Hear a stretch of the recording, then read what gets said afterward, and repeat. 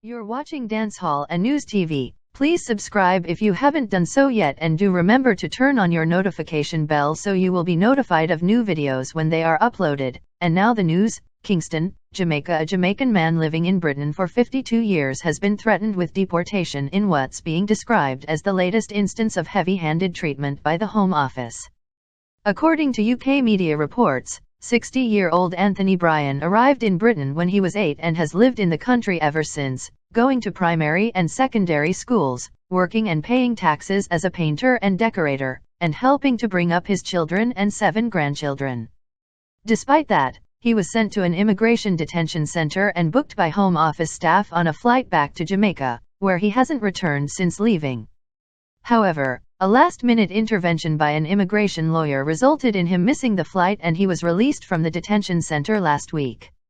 It was also reported that his situation remains uncertain and he's been left dumbfounded by his treatment by the Home Office. "I feel they could have treated me better than this after I've been here 52 years, said Bryan in an interview with The Guardian newspaper. The Home Office, however, said that Bryan was not currently subject to removal action, adding that he had failed so far to provide the necessary evidence to show a lawful right to remain there.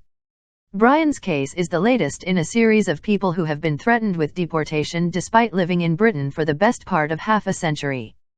Last month, Paulette Wilson, 61, also a Jamaican, was almost booted out the country despite living in the UK for nearly 50 years. And that is some of the latest news out of Jamaica. Thank you for watching. Until the next video, remember, all men are created equally but not all men are born equal. I am out.